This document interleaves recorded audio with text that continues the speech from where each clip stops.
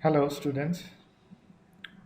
Next, we will look into degrees of freedom and workspace. This is a very important terminology that we are having, degrees of freedom. Okay. So, when we say degrees of freedom, it means how much free the robot is to move. And the freedom in movement is defined by orthogonal axis. What is the meaning of orthogonal axis? Orthogonal axis means perpendicular axis. So suppose if I am talking about a robotic arm, okay, suppose if I am talking of a robotic arm which has these many joints, and then suppose there is a wrist here with a tool attached. Okay, now generally imagine this as the hand of a person. Okay, so this is his shoulder, this is his elbow, and this is his wrist. Okay, and suppose there is a base below that, so there is a waist. Now generally the position of this tool is defined by, let's say, a three-dimensional, let me draw a three-dimensional here.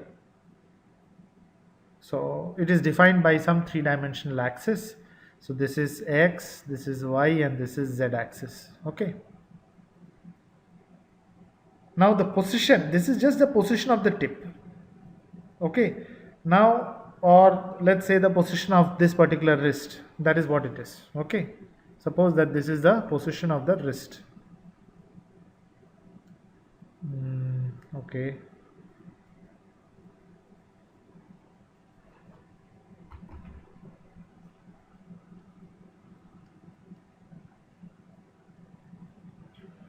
okay, so let me draw the axis once again.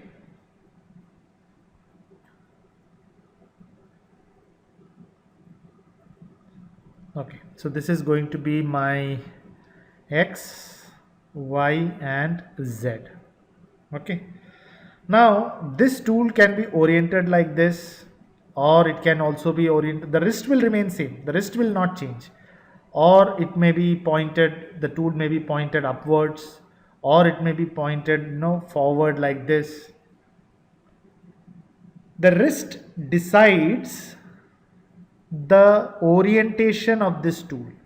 Okay, so let me rub the other tools off. Okay, so the orientation of this is decided by the wrist. So wrist decides orientation. Okay, it's just like a person is holding a pen, where he can point it up or he can point it down, anywhere. So that is the orientation of the pen. Now the position of the wrist is decided by the elbow, the shoulder, and the waist. Okay, the elbow, shoulder, and the waist will decide what is the position of the wrist. Or what I can say is what is the position of the origin of this. So here we are having this axis, xyz axis. What is the position of that origin with respect to base? So if suppose base is also having another x dash, y dash, z dash axis, then with respect to this, the wrist is positioned somewhere. The position of the wrist is somewhere in this x dash, y dash, z dash axis, and the orientation of this tool is decided by the wrist. So see how many axes are there. 1, 2, 3. So the wrist can be placed anywhere in this three dimension. Correct? Anywhere in this three dimension we can place the wrist. And then the orientation can be placed in any of these three directions, x, y, and z. So totally 3 here and 3 axes here. So in total there are 6 degrees of freedom. Okay, so what is required most of the time is that you have to have a 6 degrees of freedom robotic hand. That is called as degrees of freedom. So if there are 3 degrees of freedom, then this robotic manipulator can reach anywhere and the tool can operate in any orientation. Okay, it will reach anywhere, that means it will position anywhere, the wrist will be positioned anywhere, the wrist will be positioned anywhere, and the tool will be oriented in any which direction. Okay, so generally for positioning we have this XYZ, which is given by this X, Y and Z, and the orientation is decided by something that is called as roll, pitch, yaw. What is roll, pitch, yaw? Something that you will see when you move forward. Okay, there is a very good diagram. I will teach roll, pitch, yaw when we reach there. But anyway, the orientation is also decided by these 3 things. So roll, pitch, yaw. Okay. So these 6, let me say, parameters decide what is the degrees of freedom of the manipulator. Now if it has less than 6 degrees of freedom, then this tool may not be able to reach everywhere. This tool will not reach everywhere around it. There will be some place where it will not be able to reach. Okay. Now even if there is 6 degrees of freedom, there can be difficulty in reaching certain points, because it's just like your hand can reach anywhere, but certain position is difficult to reach. For example, with the finger of your hands, can you touch the elbow of the same hand? You can never touch. Why? Because the length of the hands are not in such a way that your fingers can touch the elbow of that same hand, that same arm, isn't it? But of course your fingers can touch your shoulders. Your fingers can touch your shoulders, but the fingers of your hands can't touch your elbow. So like that, there is a restriction, but otherwise it's a 6 degrees of freedom will be able to reach anywhere. Okay. Now any extra degrees of freedom. So instead of 6, suppose we are having 7 degrees of freedom, it is not going to reach everywhere. That is what we call as, that condition is what is called as the kinematically redundant manipulator. Kinematically redundant manipulator. It's that manipulator which has more than 6 links. Okay. Now what is the workspace? The workspace means all the points where the end of this tool can go, all those points combined together to make a volume. Okay. So if I am going to consider your hand, your own hand, and you try to stand at a place and find out where all your hands can reach. You should not move your legs. You can move your waist, you can move your shoulders, you can move your elbow, you can move your wrist. And you try to just see which all places your hands can reach. That is the workspace of your hand. Just like that, for the case of a manipulator, it is the total volume swept out by the end effector. Swept out by the end effector. Okay.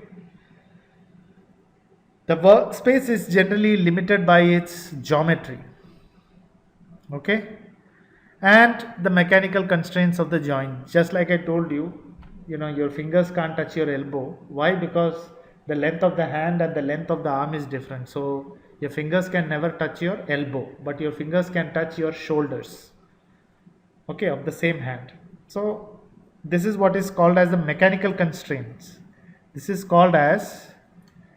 what is called as the mechanical constraints of the joint. So the mechanical constraints of the joint does not allow you to reach everywhere, but wherever it reaches, that all place is called as the workspace. You will understand more about workspace when we deal with different kinds of robot. Right now, you can just understand this much. Okay. So the workspace is further divided into reachable workspace and dexterous workspace. What is the meaning of reachable? Reachable means, there are certain, if you stretch out your hands, your finger will, the tip of your finger will reach somewhere. That is only reaching. It can touch. For example, you have seen people trying to touch the ceiling of the roof. You stand and you raise your hands up, you will be able to reach you will be able to just touch the ceiling. Sometimes if you are having a good height, sometimes you will be able to just touch. But just touching it does not mean that you are able to do some work with that much reach. For that much, for doing a lot of work, your wrist must at least touch the ceiling. Your wrist, the wrist of your hand must touch the ceiling. Okay, then obviously you can do anything with your hand in the ceiling. So if your fingertips only touch that much, that volume is basically called as the reachable workspace. And where you can do some work, that is called as the dexterous workspace. So the workspace is divided into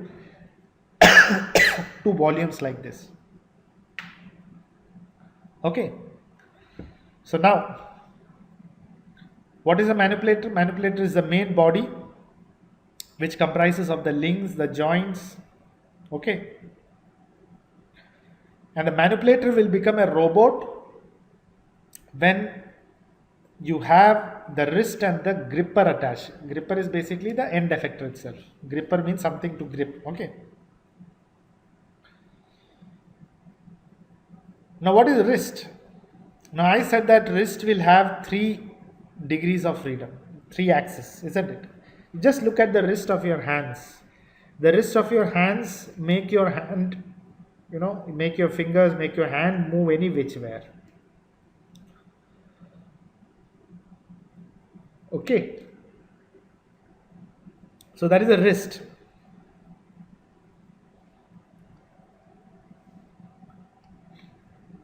We can have a wrist which has just 1 degree of freedom or 2 degree of freedom, but generally we will go for 3 degrees of freedom. 3 degrees of freedom means the orientation is, any kind of orientation is possible by the wrist. Okay, 3 degrees of freedom. 3 degrees of freedom means it will move in 3 different axes. Okay, I'll put some videos for you to understand much better. Okay, what is end effector? End effector is the last part of the manipulator. So if you are having a robotic arm, the end of that, whatever is the tool, that is called as the end effector. It may be a gripper. A gripper is something to grip with, or it may be a welding tip, or it may be a painting nozzle. Okay, so basically the manipulator consists of a wrist plus a tool. The tool is basically called as the end effector. Okay, what are actuators?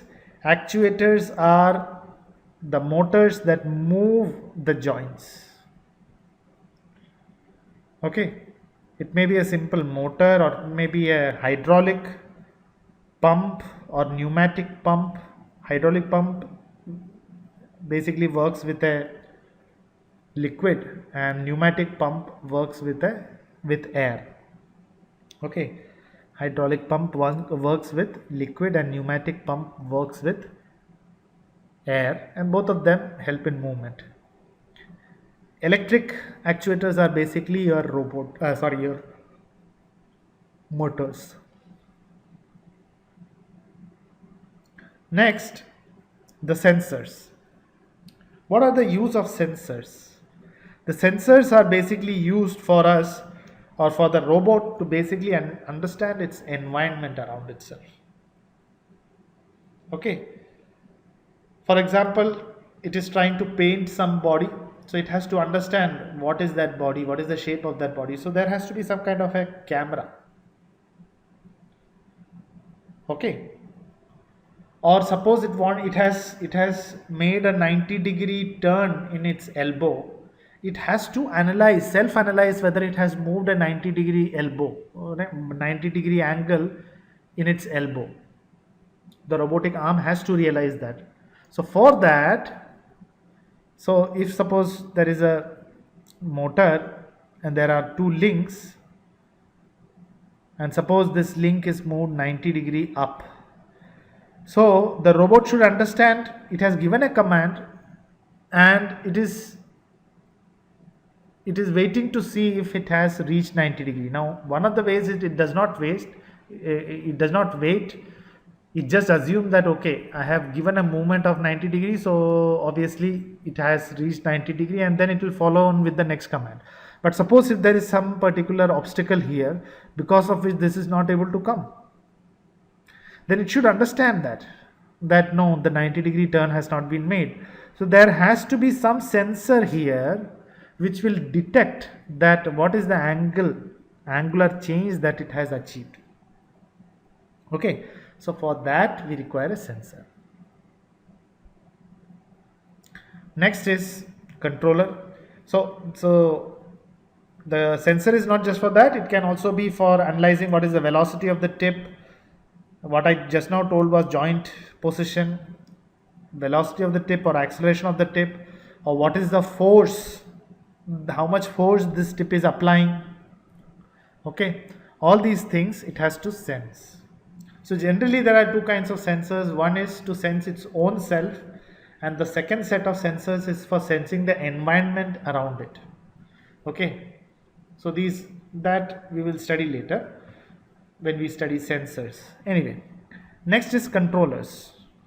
What are controllers? Controllers are the brain which control this particular robot. Okay, it is a brain that controls the robot. Now the brain, when I say, it has both the hardware, which is called as the processor, and it has the software. So what is the role of this controller? The controller is the brain, and it basically controls the functioning of the robot. If there is no brain, it's as good as any machine. A robot is a robot because it can process information and it can think. Okay, so the controller is the brain. Now, what are the different roles that a controller has? One is the information role. What is the information role? The information role basically consists of collecting various information. For example, it has to collect the temperature, it has to collect the position of its joint, it has to collect, suppose if it's a painting job, it's a painting robot, then it has to collect which surface it has to paint, that image it has to collect. So that is the information role that the software and the processor should be able to do. So whatever information that is given by the sensors, the robot sensors, that information should be collected and processed. That is the information role. And next is the decision role. Decision role is when it has to make a decision based on the information that it has got. Based on the information it has got, it has to take a decision. For example, I told you previously just now that it should make a 90-degree turn. If suppose the sensors say that no, it has not made a 90-degree turn, then the robot has to decide the next step. Should I move to the next step, or should I again try to make this 90-degree turn? So that decision role also is a very crucial role, and that is also done by the controller. The next is the communication role. What is the communication role? It is that it has to communicate with other robots, or maybe it has to connect, or it has to communicate with its environment. Okay, for example, there are two robotic hand. One robotic hand is picking up something and giving it to the other robotic hand. So the other robotic hand should get an information from the first robotic hand that I am giving something to you. So that is the communication between two robotic arms. Just like that, there can be communication between the robotic arm and its environment. Okay, so that is the communication role. Okay, so these three roles the controller should be able to carry out. So these are all. So yesterday, the last class, I started from the robot anatomy, isn't it? The robot anatomy is basically finishing now. Okay, let me again take that. So this was the robot anatomy. We talked about the link. What is a link? What is a joint? Okay, what are the different kinds of joint? Revolute joint, prismatic joint. What is the axis of a joint? What do we mean by joint coordinate or joint variable? Okay, then what is called as an active joint or a passive joint? Then what are the different kinds of joint we saw? And today we saw what are the degrees of freedom of a robot, what is the workspace of a robot, what is the wrist, what is a wrist, what is called as a manipulator. Okay, what do we mean by end effectors, what do we mean by actuators, sensors, controllers? All of this together make a robot anatomy. So as I told you at the start of this particular module, that this course is very simple because it has a very simple objective. The objective that this course has and the objective that I have is to make you understand these terminologies, so that tomorrow when you hear about these terminologies, you are able to identify, okay, what they are trying to say. Okay, so please read this and try to memorize or try to understand and try to bring into your vocabulary this robotic terminologies.